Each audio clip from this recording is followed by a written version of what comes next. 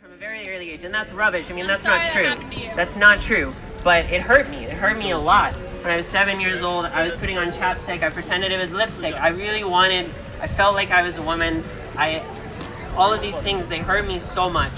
And I grew up, and as I grew up, I always felt like an outcast. I always felt abandoned. I always felt like I was somehow just like not the person I was supposed to be. People were telling me I was failing to be a man.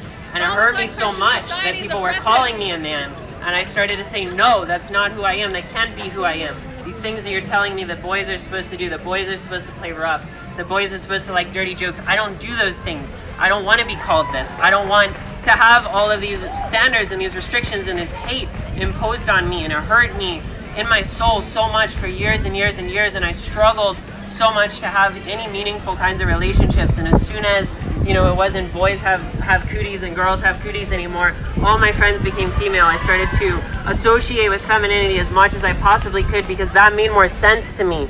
People were telling me I wasn't capable of being what a man is supposed to be, so I said, okay, I must be more feminine. I rejected everything male. I started to put all of these feminine attributes on me to distance myself from this label that gave me so much pain in my heart. And finally, I grew up in the South, very strict gender roles. Nobody told me what transgender even meant. But I'll tell you, freshman year of college over winter break, I had a dream. I had a dream that I was a woman. And in that dream, I felt so much better than I had ever felt in my whole life. I felt so much more comfortable. Everything made sense. I felt so much more free. And I just couldn't shake that feeling. And I started talking to one of my friends about it.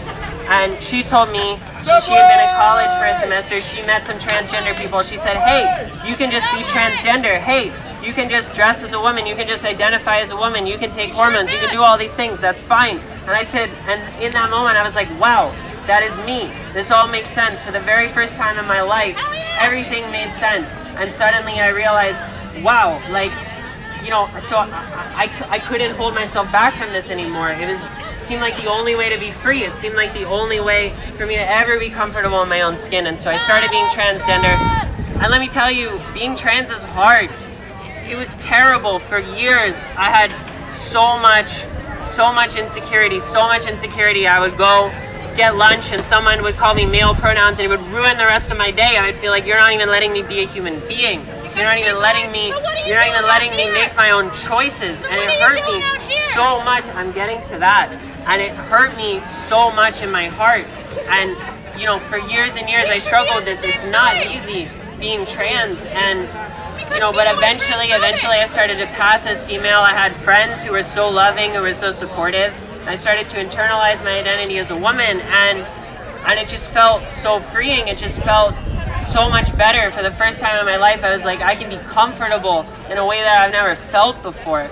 And it just brought so much more happiness into my life, and I lived that way happily. I'm a grad student now. I lived as a trans woman for 5.5 years of my life, and even when it got so good, I knew I was a woman. Even when it got so good, nobody told me I wasn't a woman. When I had every kind of security available to me, still I was insecure in my heart, because every single person I met, I would walk up to them and I would say, and in the back of my head, I'm thinking, does this person accept me as a woman? Does this person accept me for who I am? Does this person accept me for being trans? And just all of these thoughts constantly running through my head, everybody I saw, and that's not freedom. I mean, that still hurt. I was so much more comfortable. I was so much happier, but I wasn't free. I was still being plagued by this notion of gender identity that people impose on us. And I had chosen a different box. I didn't fit in the male box. So I said, okay, I'm gonna fit in the trans woman box. But I still tried to force myself into that. I still felt like my self-worth was determined by whether people allowed me to fit in that. And it just caused me so much pain, even when everything was going great, even when I had the privilege to be at a place like UC Berkeley where everyone accepted me. Still, in the back of my head, there was this pain, and there was this fear, and there was this conflict constantly. And still, I was in this position that I was in as a child, where it's like people are imposing these standards on me. This is what it looks like to be a woman. This is what it looks like to be trans. And I had to fit that, and I had to have people accept that, or else I was still going to be hurt. I was still going to be wounded.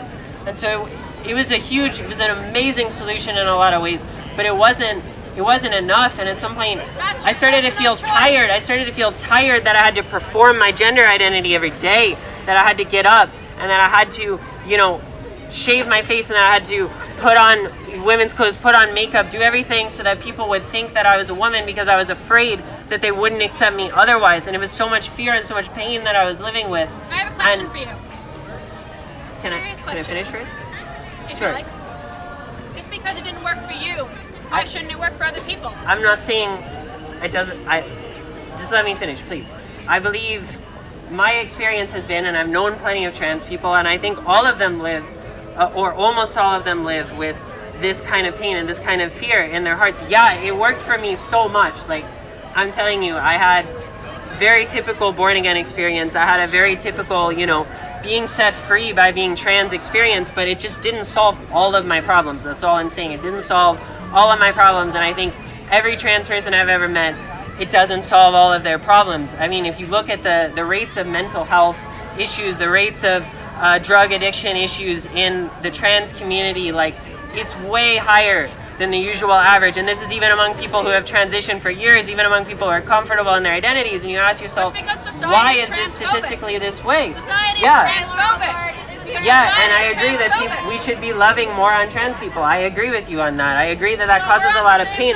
But here I was in a society in UC Berkeley, in a place where I didn't experience transphobia on a day-to-day basis, in large part because you all out here are so loving and so supporting, and yet still I felt these things, and yet still I felt this pain and this fear.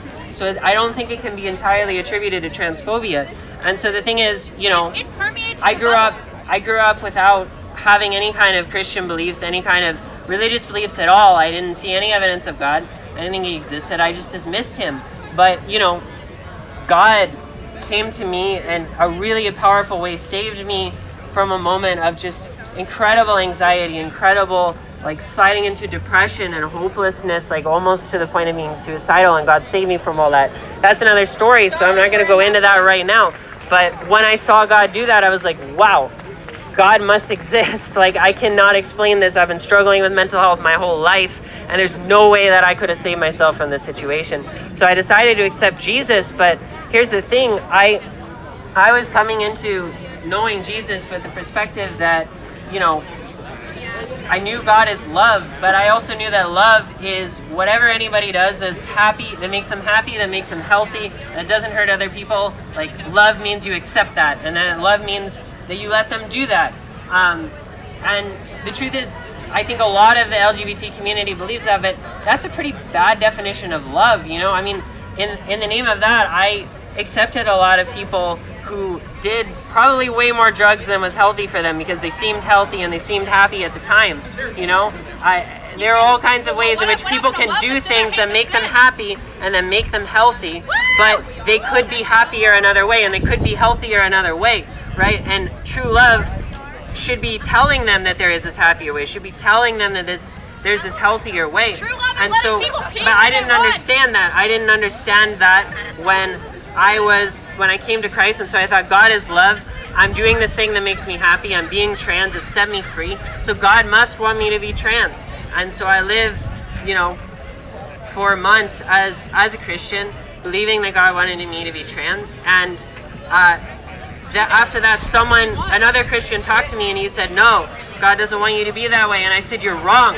You're being hateful. I know you know God really well. I know you're really loving, but you don't understand that. You don't understand me. You've never been in my shoes. You're being closed-minded. I said all of the things that this woman is saying right now to him. And he talked to me and he talked to me and he tried to explain it to me patiently. And finally, at the end of the conversation, he just broke down crying. And he was like, look, I didn't want to talk to you about this. It hurts me to talk to you about this, but it's really important. And in that moment, I realized maybe I don't know what love is. Maybe, just maybe 0.01% chance this guy is right, that it would make me happier, that it would be more good for me to be not trans. It's your choice. Then impose it on others. Then he would be loving to tell me that. I recognized that in that moment. And I still didn't believe he was right, but if he were right, I knew that he was loving to tell it to me. And so I started to pray to God. I said, God, humans are fallible. Humans make mistakes. We don't know what's the best for us a lot of the times. And even though I'm 99% sure being trans is right for me, even though I'm 99% sure I could never live as a male, I would never be happy. I would be so uncomfortable. I could never go back to that. Still, I need to hear it from you because God is the only one who's 100% true. Oh, God is the only one who's 100% right. God is the only one who knows for sure what's the best for me. So I started praying to him. I said, God, please help me with this. I don't know. I need to hear it from you to be 100% sure. And I'm only 99.9% sure right now. And God, he didn't answer me right away. But what he started to do over the next few weeks is, it was so weird. I mean, I've had these encounters for years. You know, I'm going about my day and, you know, I meet someone and they compliment me because I look feminine and pretty, right? Or I see someone and he's acting like some macho kind of man and I'm like kind of put off by him. I'm like, I don't really want to talk to this guy. And it's just like, I don't really relate with those people. And, you know, I mean, regular, everyday interactions I had for years. And all of a sudden, God started dropping in my head in these moments like, hey, the reason that you want people to think that you're attractive and that you're really happy when they compliment you when you look feminine is that you felt unloved as a child. You felt ostracized, you felt hated, and you felt undesirable as a child. And he said to me, I think it is. Every trans person I've talked to, you can ask them what are their gender pains as a kid. Who have had different stories. Okay, well, I'm telling my story. I know. I'm telling my story. But you're applying it to everybody. You have not heard how I'm applying it. So, yeah, so, you know, he started showing me, you know, the reason that you want to be feminine, the reason you want to be attractive is that you felt undesirable. Your whole life you felt undesirable. And society told you with its male gaze, it told you, you know, the most desirable thing is a pretty woman, so that's what you wanted to be. That's what you wanted people to see you as. And that's why it matters to you so much when people compliment you. And, you know, I saw this macho guy and he starts, you know, and I put off by him and God said, you know, the reason that you don't like this guy, the reason that you don't want to talk to him, the reason you can't love him and you distance yourself from him is that, and you can't relate to him, is that society told you you had to be that way as a man. When you were living as a child, as a boy, people told you that was the only way to be male, and so when you see that guy, it reminds you of how much you failed to be male. It reminds you of how much it hurt you that you didn't fit in that narrow box that society tried to put you in. And so, yeah, and so he started healing me of all these things, and it's crazy because I lived with gender dysphoria my whole life. 24 and a half years of my life, I lived with gender dysphoria, and in 2 weeks, wham, God healed me of it. I went from no way I could ever be a male again to, you know what? It doesn't matter. It doesn't matter what label society puts on me. It doesn't matter whether or not people put me in a male box or put me in a female box. I am loved because I'm a child of God. I'm always loved. I'm always accepted for who I truly am at heart. So and these labels that we make up, these gender labels that we pick, that we make up, like, and we impose all of these assumptions on them.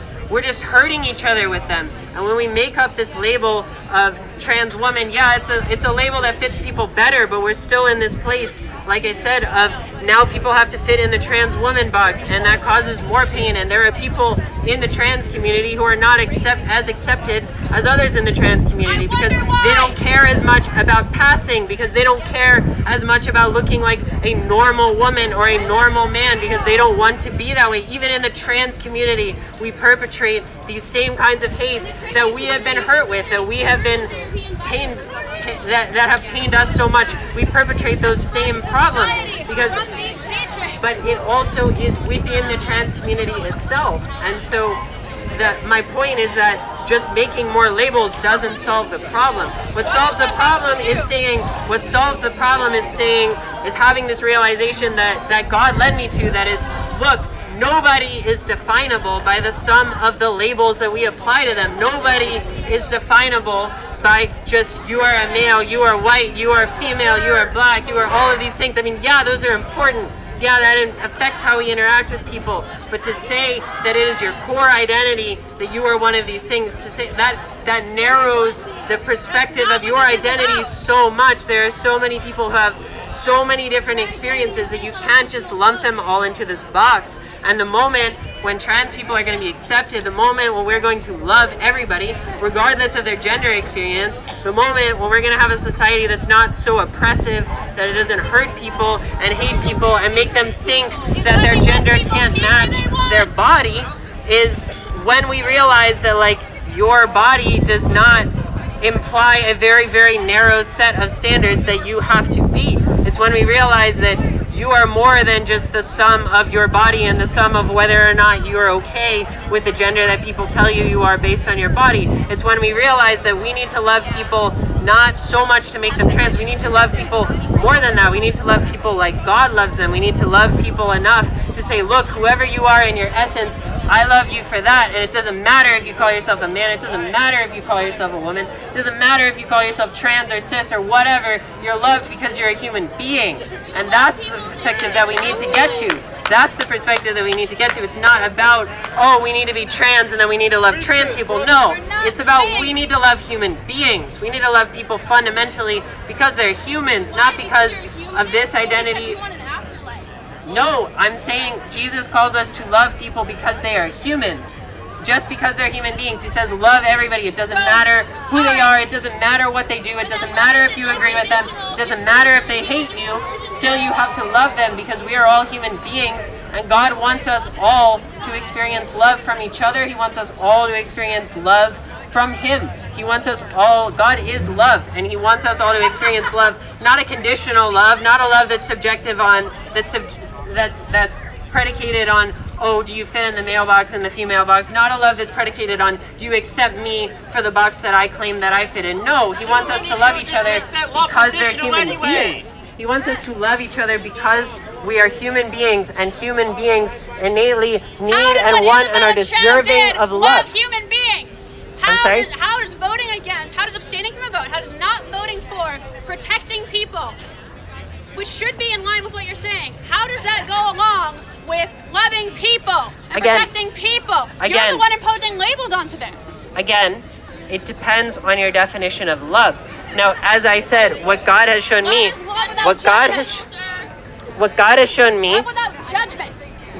shown me is that being trans, it's great, it's amazing, it's freeing, but it's hard. It hurts a lot.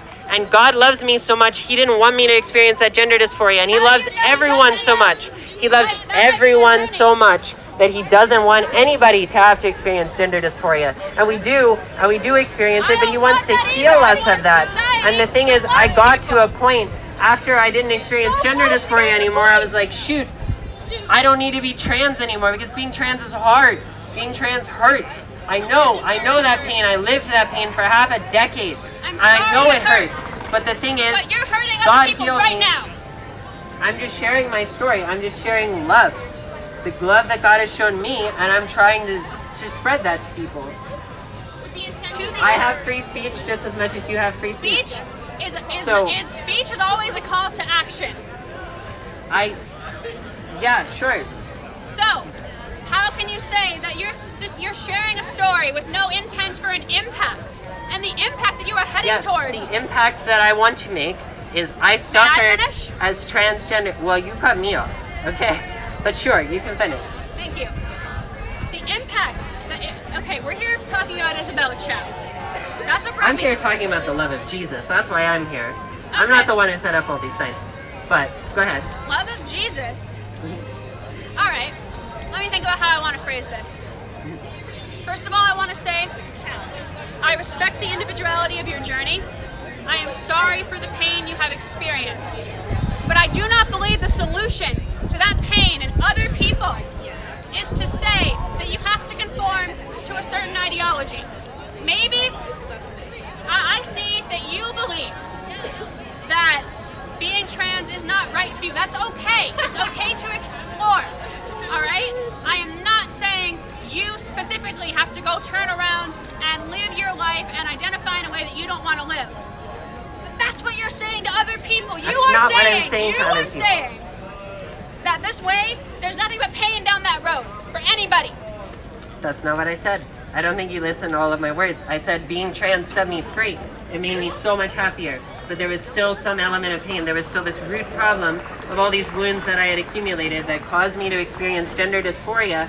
And when I was trans, the thing is, when you're trans, you can't really hope to get free of gender dysphoria because your identity as trans, I mean, how do you go to a psychologist and get a referral to an endocrinologist? You get it because they diagnosed you with gender dysphoria. Your very identity as a trans person is validated by the fact that you feel this pain. And if your identity is predicated on all of this pain, how are you ever going to heal from it? How are you ever going to even think about healing from it. I mean, most trans people I talk to, they don't hope to heal from their gender dysphoria. They hope to live in a life where people don't do things to them that make them experience that dysphoria. But the thing is, it never goes away. It's never not a threat. It's never not a fear. And that's, as far as I've seen, I've never met a trans person who just stops experiencing gender dysphoria, because I think, like me, if they stopped experiencing gender dysphoria, they'd say, man, I don't want to experience this trans misogyny anymore. It's not worth it. If you know? we change the way we raise children, why does it have to be painful?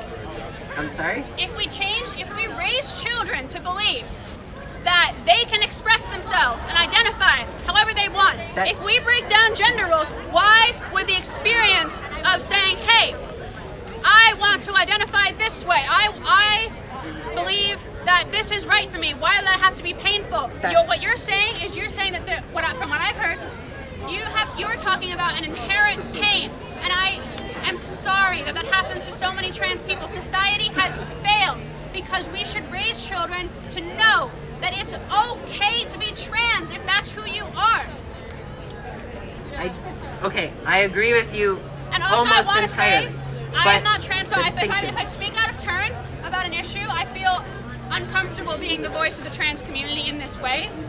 However, from what my friends have told me, that is what I am trying to relate. Right, and so I agree with you in large extent, but what I'm saying is, I believe, and this is not just me, this is not just a religious issue, this is an issue of the heart. You can go online, you can Google people who have detransitioned. You're not going to find a lot of them, unfortunately, because we don't really publicize this, we don't really talk about that as a possible solution even. But if you find a very select few of them, you're going to find certain ones who are not Christian, who hate Christianity, who still say, yeah, at some point I realized this was not the solution for me. Yeah, at some point I realized the problem was I needed to deal with this hurt. I needed to deal with this gender dysphoria. It wasn't about what gender do I identify as. It was about I need to break down the concept of gender roles entirely. And that's what I'm saying. I think we need to raise children in such a way that they believe that, you know what, if you're a girl, you can still play with trucks. If you're a boy, you can still play with dolls. It's not about whether you're male or female. Everyone should be loved for who they are and what they want and what they do, and it doesn't matter what gender label you put on it. But society... So if it doesn't matter what label you put on it, what's wrong with the trans label if that's right for other people?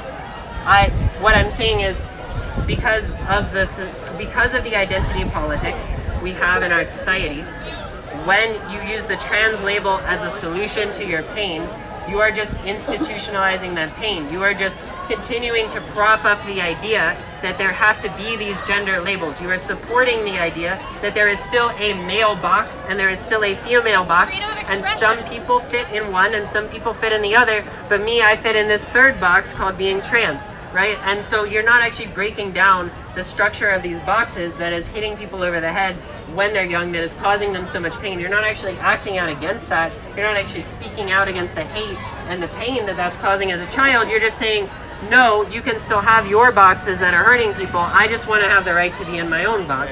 And the thing is, that box, like I said, it doesn't solve your gender dysphoria. It doesn't solve trans misogyny, because as long as we have a male and a female and a trans box, when you say, I'm gonna try to fit in this box, then you're still accepting that the boxes define who you are, and you're still accepting that there are these normal boxes of male and female, and then there is this other category, and as long as you choose, and there's a non-binary box too, and there's a gender box. That's a rejection of boxes. Okay, then there are infinitely many boxes. You can pick whatever box you want to believe in. Your argument is predicated on the non-existence of non-binary people who do exist. No, it's not.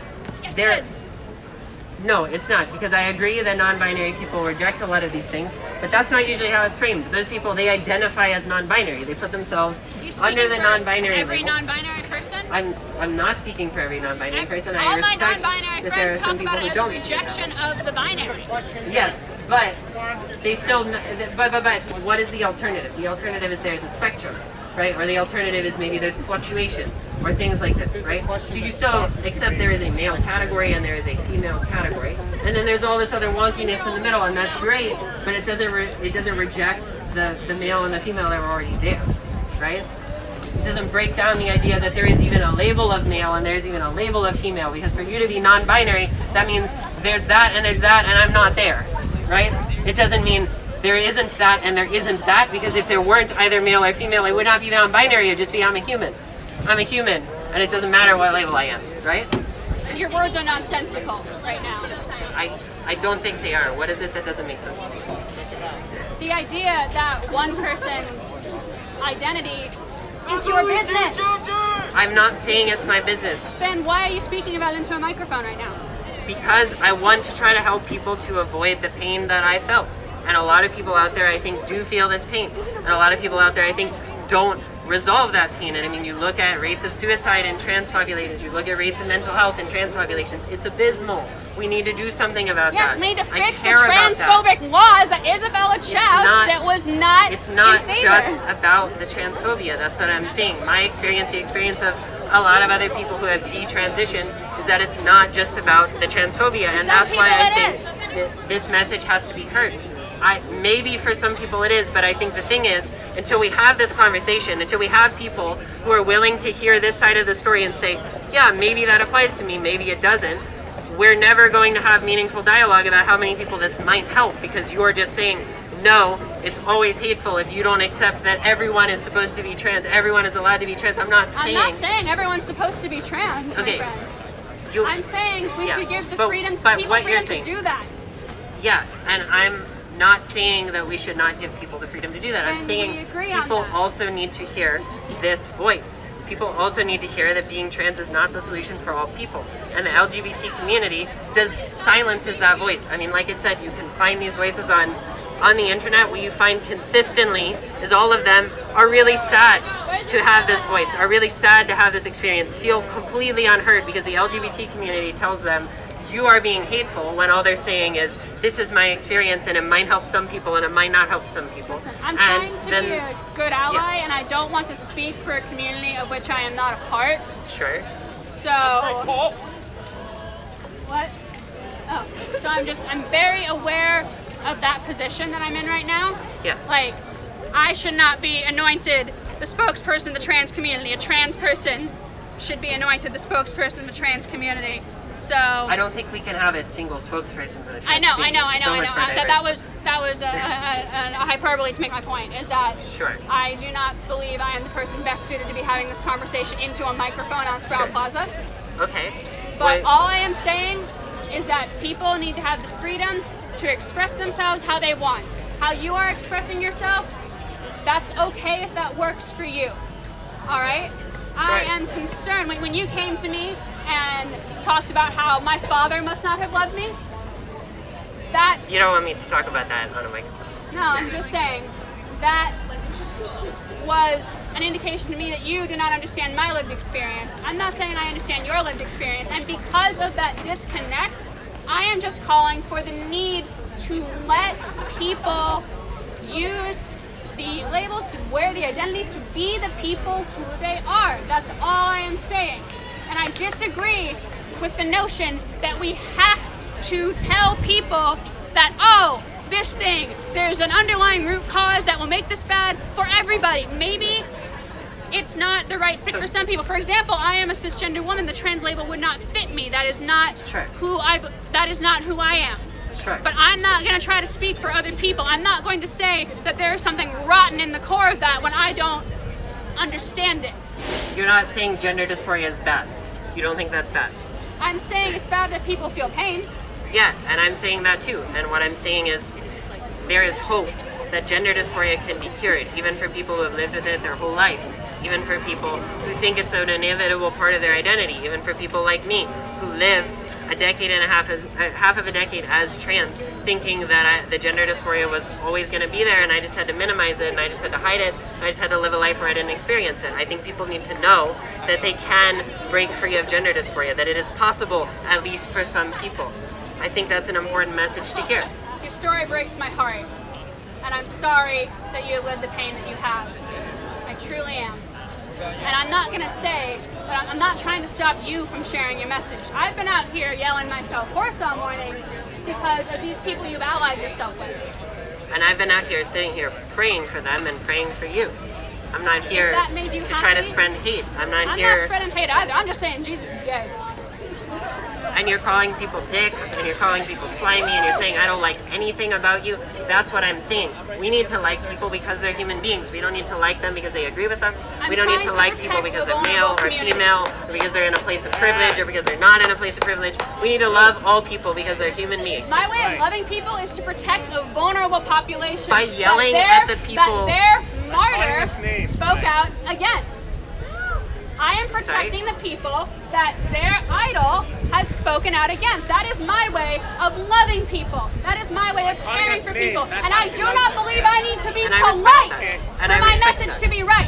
And I respect that. But if you read the Bible, if you read what Jesus did, in God. I understand I don't you need don't. to read the Bible I to understand know you don't. that what they are doing is not moral. It is not loving. That's not where I was going to go. If you look at the life of Jesus, Jesus lived a life where he preached things like we should love all human beings. He preached things like he gave up a job, he gave up food, he gave up housing, he traveled around and relied on charity so he could preach healing and love and charity and goodwill to all people. And the people of his society, they came against him really strongly and they hated him and they said, "You're being terrible." And what did he do? He didn't respond by saying, "I hate you, I don't appreciate anything about you, you're a bigot, you're terrible, you're hurting me, you're hurting the people I'm with." He responded by saying, "You know what, I love you anyway." And that's all I'm saying. I respect what you're doing. I know how much pain is in this community. I know how much it needs to be protected. And I respect that you're doing that, but what I'm saying is you're not doing it in a loving way to these people. It's not just impoliteness. That's not your business. It's not just impolite. It is, because you're standing here right in front of me when I was sitting here and you decided to come and yell at the people that are my friends for an hour. That is my business. These people have been yelling at my friends for an hour, so we're at an impasse. But listen to the difference in their messages, okay? What they're saying is God is love. God doesn't want you to live this life because he has something better for you. God is loving and he knows how to heal your heart. He knows how to make you as happy as you can be. And what you're saying is, I hate you and you're a dick and you have nothing good about you. I don't appreciate anything about you. How is that What I am similar? saying, the message I am attempting to get across is the inherent ridiculousness of standing up here and claiming free speech as your way of delivering an insidious message of homophobia and transphobia. Yes. I am And calling I'm to telling you attention that you're the being a ridiculousness. hypocrite because you're hating the same people that are hating. That doesn't get you anywhere. That doesn't make you any better than them. You and I If have they're really being ideological hating, and I differences. do think they're not being hating, you don't seem to be willing to debate that, so I believe that they believe they're not being hating. I do not believe that in fact, in actuality, in terms of measurable impact, this is the case. But I am sure that they have good intentions, but impact goes over intent, my friend. And you, with your message, you are certain you're being loving, and there's no, to them, they think they're being loving, they're wrong. You think you're being loving, you're definitely right. I think There's no I'm way you being could be wrong. angry and protective of people who need it. Right, and you said you're doing that from a place of love. And what I'm asking you is, why is it that what they think is love is necessarily actually hate, but what you think is love, that's definitely love. There's nobody that can tell you otherwise. What? Because in my What's view, the difference? nobody gets legally persecuted. And in their view, nobody should get legally persecuted either. Nobody is saying that there should be legal persecution for how people feel.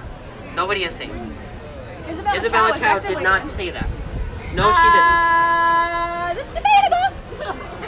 That's not what she said. If you read her speech, Oh, I read it. what she said, and what she said is, I love you, I hate discrimination, And these then people she should said not... your lifestyle goes against what is good and right and true. That's not love. And you and I think And we, that's also fundamentally disagree on that. That's not love what she did.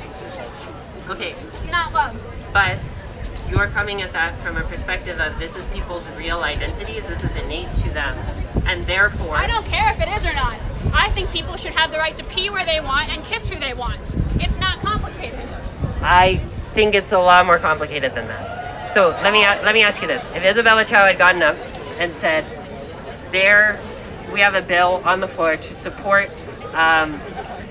safe services for people who are going to frat parties to try to get home late at night. And she said, I will not support this because I think it is better and healthier and truer and gooder and better and right for people to not go to frat parties at all, because frat parties are a place with a lot of alcohol use, are a place where rape culture gets perpetrated, are just not good things, then you would not have said she's being hated. If ever I've heard one, my friend. No, let me tell you what the connection is. So, from Isabella Chow's point of view, from my point of view, Yes. as I just shared with my whole story, like, being trans is a thing that happens because of this pain, this gender dysphoria, deep in people's hearts. And if you are going to say the best thing for them to do is to live with that gender dysphoria the rest of their life, when Isabella Chow knows a God that can heal them of that gender dysphoria, is it not more loving for her to say, I will not support you to live this way because it's not the best way for you to live. You could be healed. You could be happy. You could never have this fear again in your entire life. You could have a life where you don't have to opt into trans misogyny, where you don't have to opt into transphobia being perpetrated on you every single day. If she knows a God who can make that happen, if she knows that there is a way for that to be possible and good and true, then how is it not loving of her to say, I can't support you to do this thing because there's something better? Even though I love you, even though if you do this your whole life, I'll still love you, even though I don't think you should be discriminated against, even though I think you should be allowed to do exactly what you're doing, I personally cannot support you because I think God has something better for you. Separation of church and state, my friend? It's intrusive Okay. and ignores reality and the facts. What about separation of church and state? That is a whole separate issue, I think.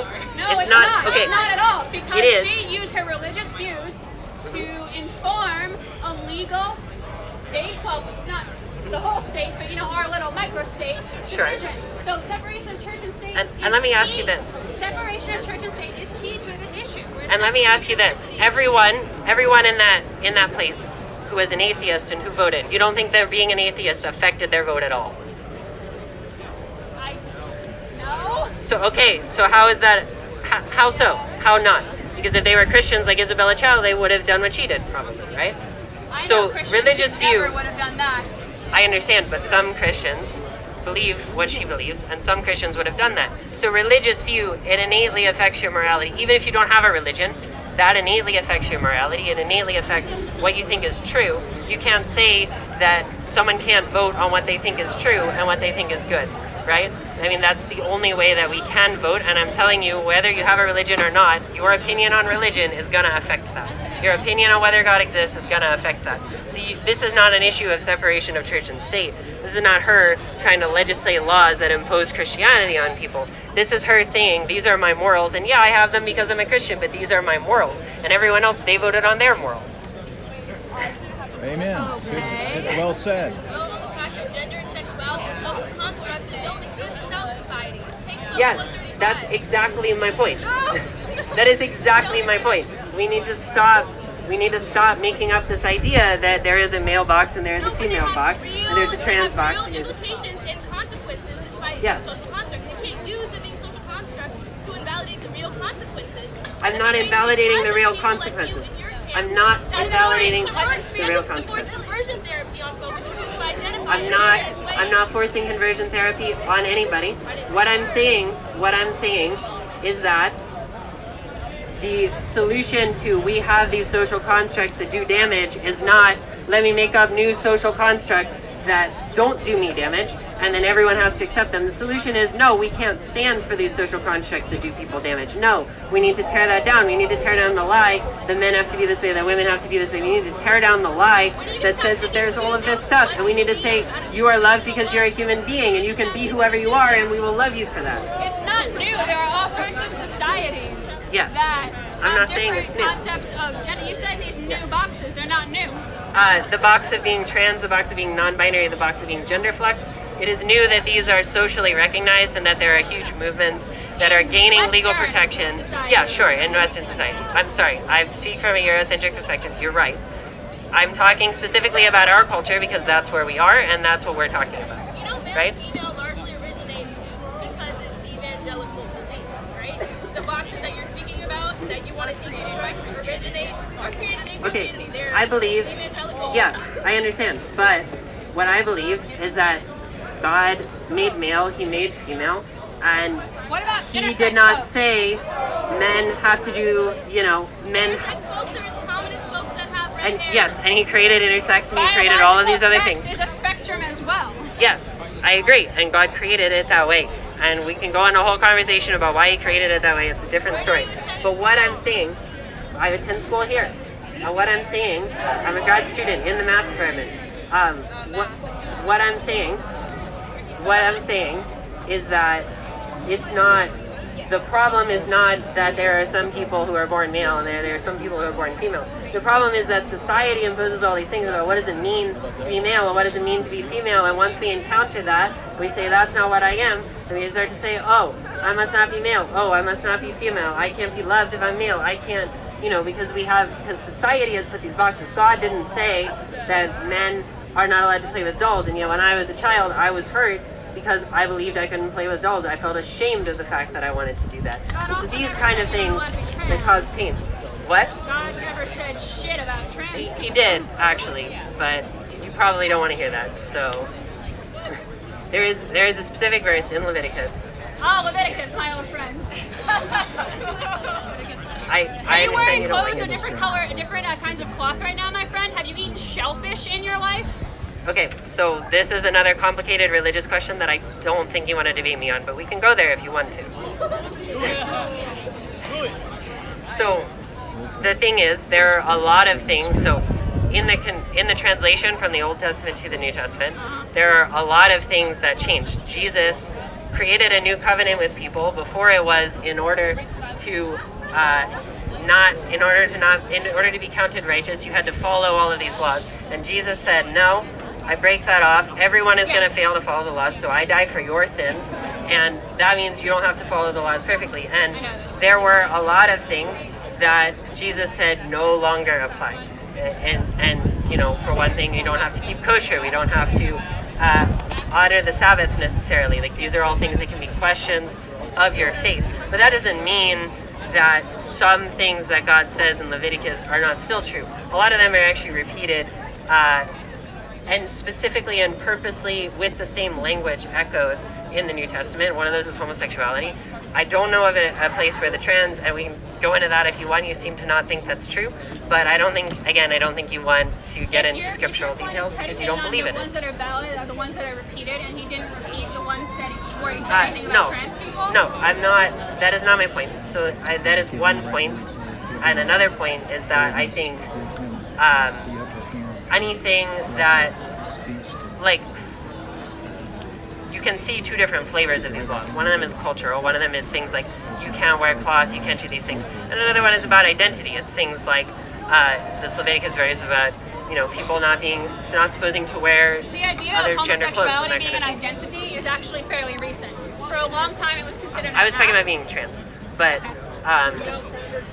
and I think that that's the sort of thing where even in ancient times, if you are a man and you wear women's clothing, that's an identity. That is going to cause social interaction and judgment and complications with who you are as a person, right? Probably a lot more so than today, because they didn't really, as far as I know, Israelite culture did not really have a social construct of trans people. So, like, I cannot speak to that.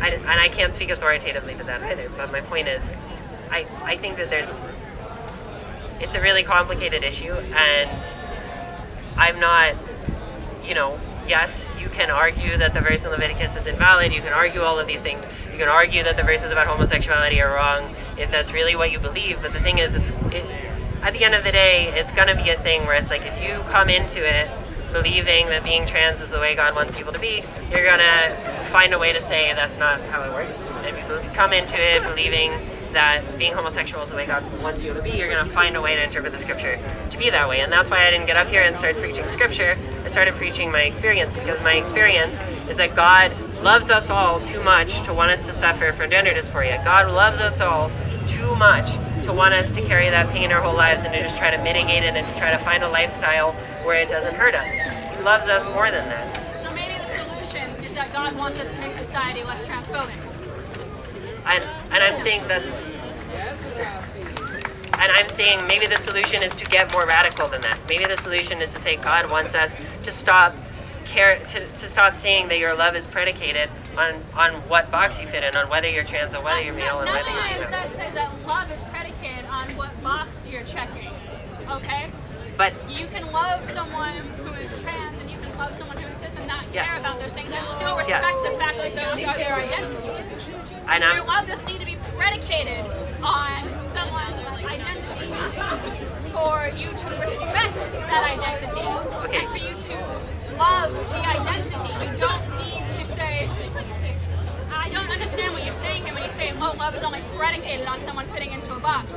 Nothing I have said and nothing I believe goes with that.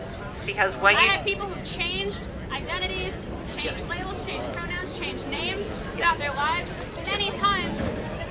Still love them. It doesn't seem to. And me too. And I still love them. I do. I love them with all my heart.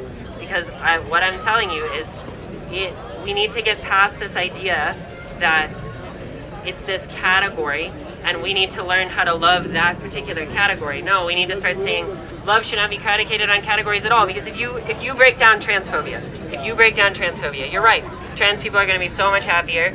There might be so much better stuff, but there's still going to be misogyny. So okay, we need to break down whether or not, we need to break that down and make people love women more. And there's still going to be, violence perpetrated against non-binary people. So we need to break that down. We need to break down the violence against gender flex people. We need to break down the violence against intersex people. We need to break down all of these things step by step, and it's going to take years and it's going to take a huge movement, and it's awesome that you want those people to be loved, but at the end of the day, even if you manage to do all of those things, what are you going to get to? You're going to get to the point where we realize it doesn't matter what label you have, it doesn't matter what gender you are, it doesn't matter what biological features you were born with, everyone should be loved exactly the way they are. And let me ask you, if you grew up in a society,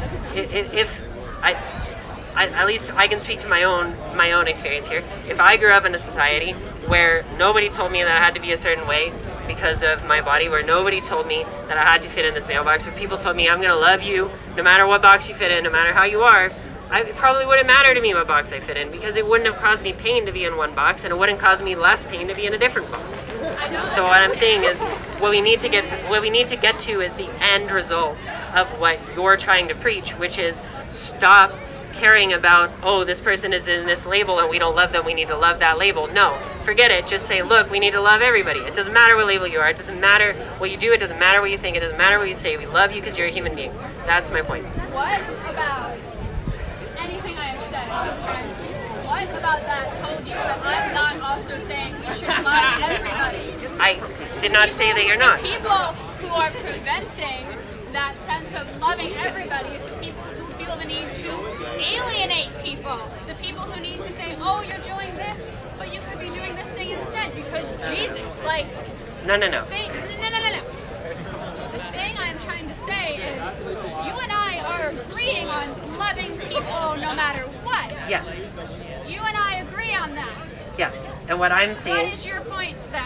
My point is that this idea of lobbying against transphobia, it is only one step in the goal that we both want, which is for all people to be loved as human beings. So let's cut out all the intermediate steps. Let's cut out all of the... Because the thing is, when you...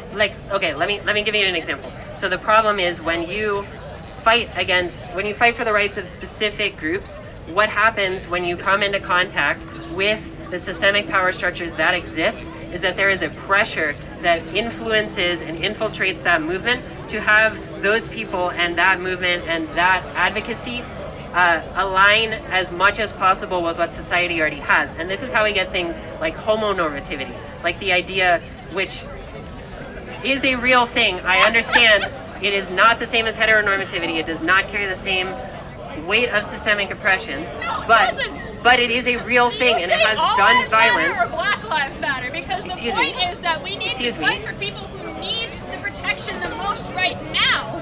Yes. That is how we save people's lives. No. That's how we Listen. my God. Listen to me. Let me finish my point. When the gay rights movement started, they were probably on this point of, yeah, we need to protect these people because they have so much need right now. Trans people were already there. Trans people were rioting at Stonewall. Yeah. What happened? They were basically ostracized from the gay movement for a while because sucked. there was... Yeah, I agree. And what I'm saying is this is what the systemic power structures that exist try to do to any kind of movement that says we need to advocate for these people's rights, is those people are pressured to try to advocate first for the homonormative perspective of I am a gay man and I do everything you do and I want to get married and I want to have kids and I'm a totally normal human, except that the person that I love happens to be the same gender as me. And that ostracizes everybody who's gay, who doesn't want that. It ostracizes people who are trans. It ostracizes anyone who doesn't fit that very narrow box. And this is a very real thing that has happened in identity politics. And I'm telling you, if you focus on trans people and helping them because they're the ones that need the help the most right now, then you're ostracizing other. I'm not saying they're the asshole. I think this is a noble cause. What I'm saying is that the systemic power structures that exist, the oppression that exists, is going to try to make that as unradical as possible. It's going to try to fit you into a box where you argue for very specific rights for a very long time. Things like trans people should be able to use whatever bathroom they want. What about non-binary people who don't feel like they belong in either bathroom necessarily, right? Gender-neutral bathrooms, everyone's happy. Yes, I agree, but that's not what a lot of the debate is about. A lot of the debate is about, can trans women use the women's room, can trans men use the men's room? That's what a lot of legal legislature has gone into recently, and that's what a lot of argument, a lot of controversy has gone into recently. Whereas where we need to be going is something more radical, where we can say, look, whatever people believe, we need to love them anyway. It's not about we need to love this group, and then once they're protected, then there's another group that needs rights the most, and we need to protect them, because that limits the scope of your argument too much. I agree with you absolutely that all people should be loved. I think we share the same goal here. I just think we need to go about it a different way. I think we need to be more radical in standing out against all hate, not just hate against trans people, not just hate against non-binary people. We need to say that everyone should be loved because they're a human being. We need to break down the whole idea that people have these, whether or not people are loved or hated is based on what category they're in. The only identity that matters is our identity as human beings. Exactly, that's what I'm saying. And I think you believe that too, you just think we should get there in a different way. Okay? Between what you are saying and what I am saying. Sure. What I am saying produces results that actually lead to the goal that we both want. It's all well and good to say, oh, we need to love everybody. Where do you start? You start with the most vulnerable. Didn't Jesus defend the vulnerable? He defended all the vulnerable. He didn't just defend the lepers. He defended the lepers. He defended the poor. He defended the widows. He defended the fatherless. He defended everyone on the margins of society. He didn't say, we need to stand up for trans rights and make a big deal right now. He said we need to stand up for love. We need to help everybody. We need to stop the idea that it's okay for anybody to be ostracized. And I know you believe that, and I know you think that, but that's not what you're standing here preaching. That's not what you're standing here yelling at. I am listening. No, you're actually not. I am. I understand you don't hear it that way, but seriously. Not agreeing does not mean not listening.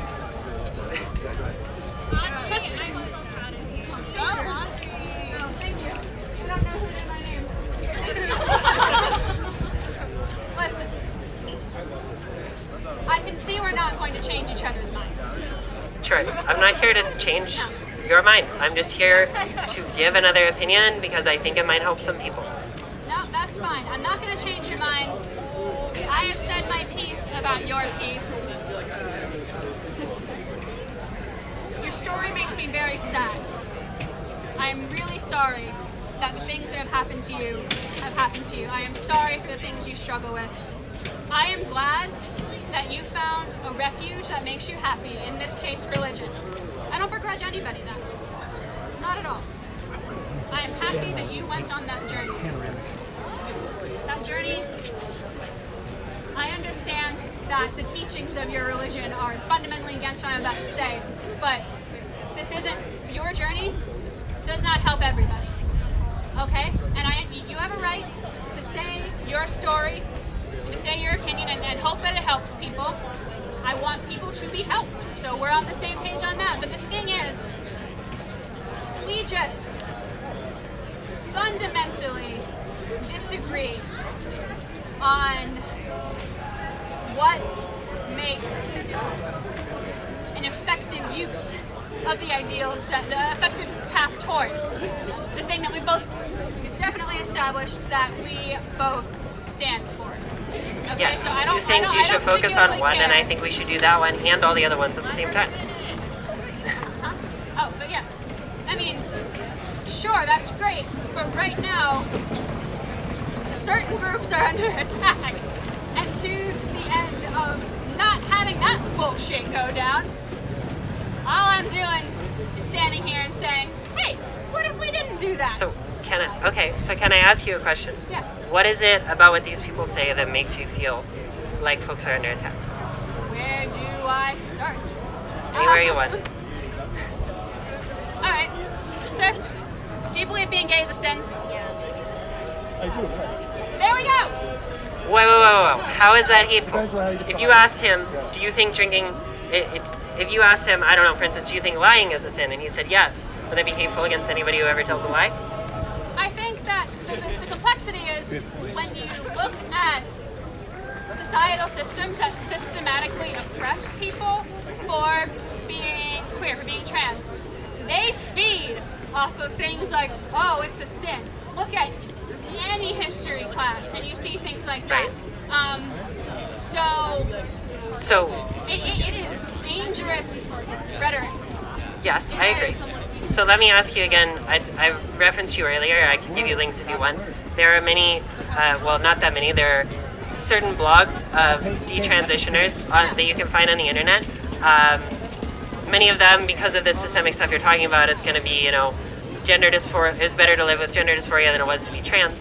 But there are some who say, I realized that being trans wasn't the solution to my problems. And what they say is exactly what you're saying about this man here, that on the one hand, the LGBT community hates me because they think I'm being hateful and I'm trying to just share my experience in the hopes that it helps people. And on the other hand, the, radical, all of these people, these ultra right-wing people who a lot of times perpetrate hate in the name of Jesus, they use my story and they take it out of context and they say this is a reason why people shouldn't be trans. So these are people who are coming with love, who are coming from a place of, I don't reject trans people, I love trans people, but I want to share my story in the hopes that it helps, like I did when I got up here to share. And people take that as hate too. So if things that are even loving can be taken as hate, then how can you say just on the basis that someone else takes it as hate that it shouldn't be said, that it is innately hateful itself? Are you telling those people that they shouldn't have a voice? You're trying to silence these people and their own lived experience of their gender identity.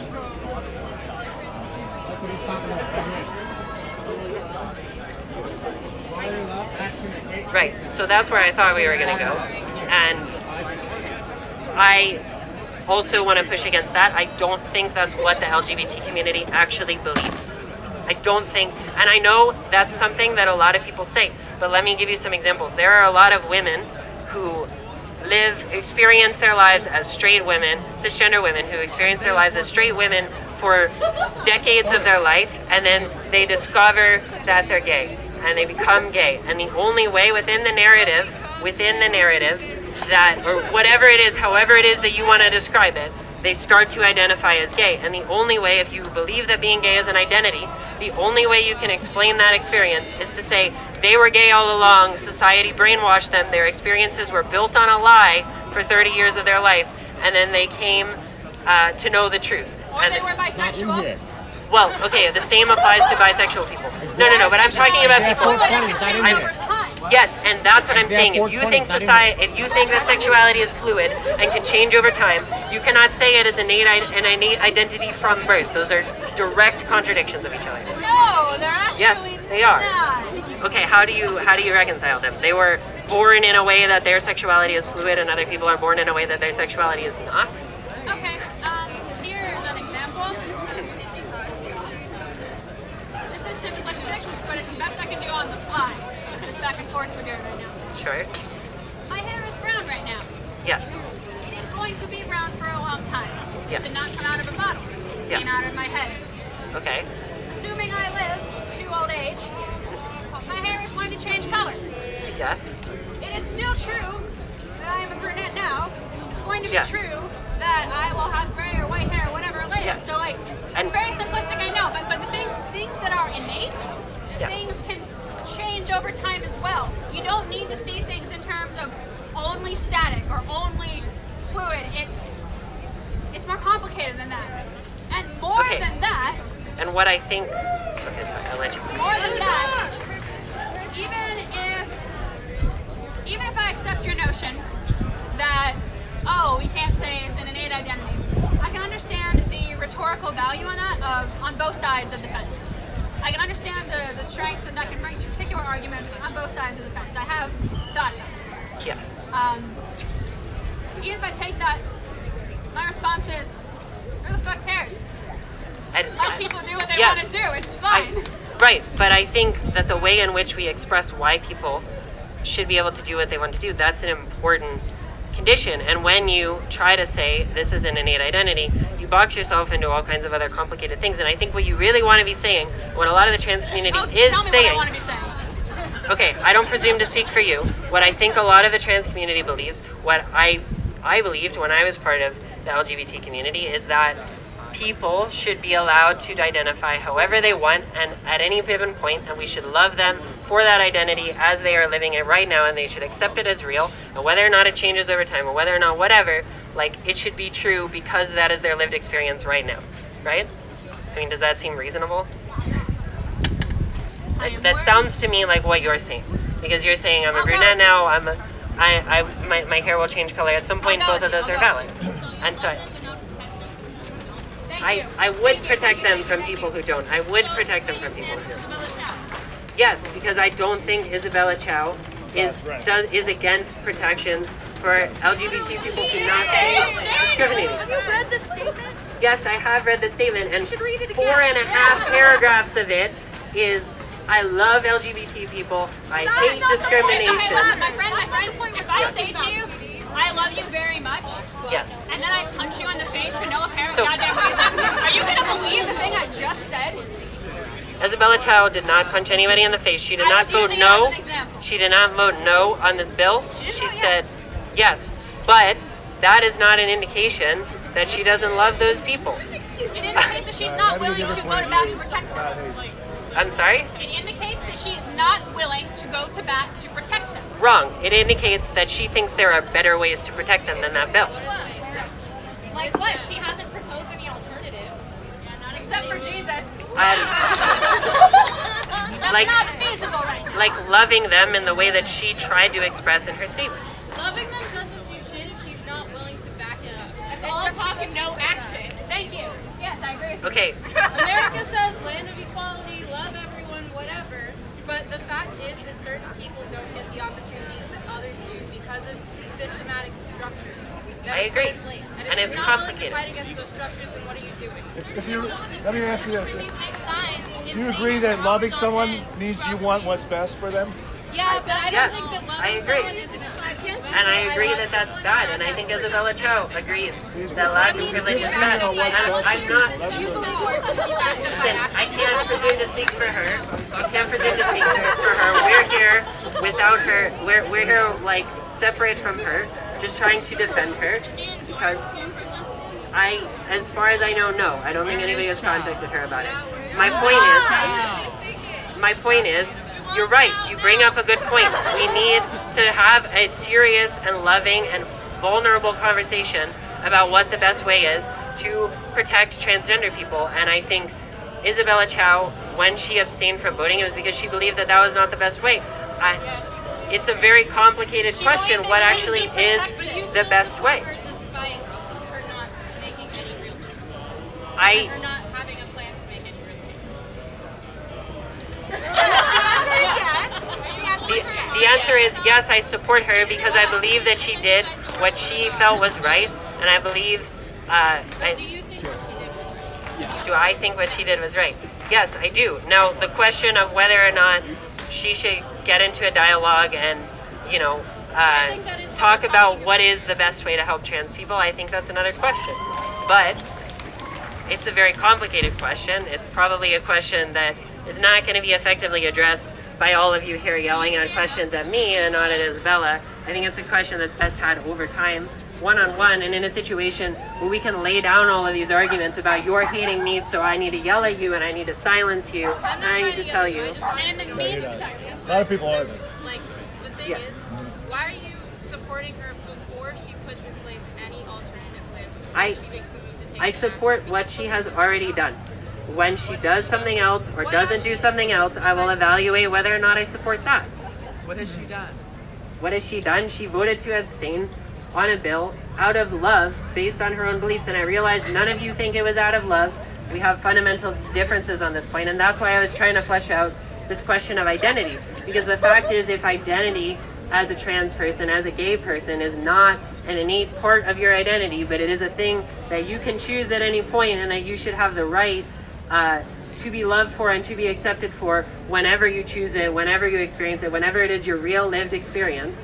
If that is really what the LGBT community wants for identity, and not this idea that you are born innately and you have one right gender identity and everything else is a lie. And I think there are a lot of other problems with that. But if you really want a world in which everyone can identify however they identify at any given moment, and they should all be loved for that, and they can change over time and they can not change over time, and all of those experiences are still valid, then I think you have to recognize that Isabella Chow saying this way that you experience is this way that you identify, that you choose to live your life, at that point it is a way that you are living your life. It's not a core part of your identity, right? If it's a thing that you can opt into at different moments, if it's a thing that can change over time, it's not an innate part of your identity that you were born with, right? And so to Isabella Chow, my point is, why I think this is important, is that to Isabella Chow, it is not an innate part of your identity. It is a way that you act, it is a way that you think, it is things that you do, and you should be loved even if you do them, regardless of whether or not you do them. But because it is a pattern of things that you do and things that you think and things that you say, and it is not a core part of your innate identity that you're born with, for her to say, I don't think that's the best way for you to act and for things for you to say and things for you to do, then that is not her hating you. That is just her saying, we disagree, I think there is a better way to go about life than you do. But right? the thing is, that goes on. I'm sorry? Who is she to decide what the LGBT community decides how they think of their identity? I don't think she was trying to do that. She was just stating her But beliefs. the work that she is doing is actively The work that she's doing in not voting for or against a bill that otherwise unanimously passed, that undermines the support of the LGBT community. That is her doing. It didn't change anything. But what it did do. Okay. I'm gonna stop you right there. Sure.